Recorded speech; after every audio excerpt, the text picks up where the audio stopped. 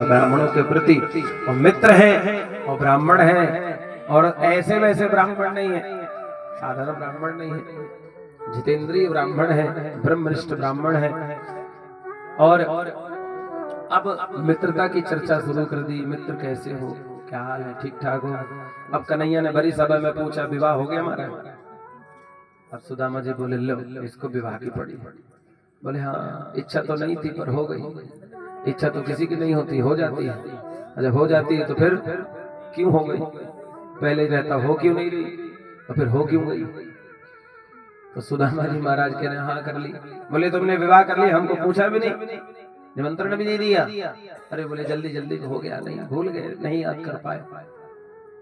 अब महाराज थोड़ी देर बाद सुदामा जी ने पूछा, लाला तेरो ब्याह है कि ना? अब कन्हैया एक आध विवाह हो तो बता। मैं बोले हाँ है गए। बोले है गए मतलब एक आध भय कि कितने हुए? बोले बाद में पता चल जाएगा, जब आशीर्वाद देना रानियों को तो पता चल जाएगा कितने हुए। बोले वाह महाराज, हमने एक में बुलाया, एक विवाह किया, नहीं बुला पाए, भूल गए, कोई बात नहीं। तुमने जने कितने कर लिए, एक में भी याद नहीं है मित्र की? बोले महाराज हमारे विवाह ऐसे हुए, शादी कार्ड छपते, मंगनी होती, रिंग सेरेमनी होती तो याद करते। कार्ड किसी विवाह का छपा नहीं, सुबह खबर नहीं, शाम को दुल्हन घर में, इस तरह तो विवाह हुआ हमारे। और महाराज अब ठाकुर जी ने पूछा कि भाई ये बताओ, हमारी भाभी ने हमारे लिए कुछ तो भेजा होगा, खाली हाथ तो आए नहीं होंगे, मुझे पता है। अब सुदामा जी को संकोच हो रहा है कि इस वैभव में स्वर्ण का महल, स्वर्ण में सब व्यवस्था भला, इन सब वैभव के सामने वो मैले कुचैले कपड़े में चावल की पोटली भला कैसे दिखाऊं? लेकिन भगवान तो भाव के भूखे हैं। भगवान ने पोटली को छीना, बोले अभी तुम्हारी छिपाने वाले, अभी छिपा रहे हो, भाभी ने मेरे हिस्से के दिए, उसको भी चुपचाप रख रखे हो। और सुदामा जी के हाथों से छीन लिया।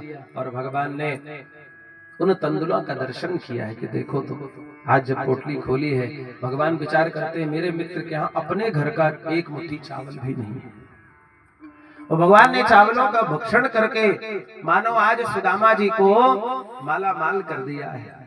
देखो आप भगवान के चरणों में, भगवत सेवा में सुदामा जी ने क्या दिया? सुदामा जी ने क्या बहुत कुछ दे दिया क्या?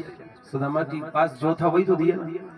ऐसा तो नहीं है कि वो सुदामा जी विचार करते मैं इतना धन इतना पैसा दूंगा तभी प्रसन्न होंगे। भगवान तो भाव के भूखे दिया, और भगवान उन चावलों के बदले सुदामा जी को अपने जैसा ऐश्वर्य प्रदान कर दिया। ये भक्त वत्सलता है। इसलिए भैया भगवान को जो प्रिय है, ये कथा किसके लिए हो रही है? जैसे कि पूज्य महाराज सर ने बताया, गौओं के लिए कथा हो रही है। तो हमने तो पहले दिन से ये कहा है कि जितनी जिसकी सामर्थ्य है,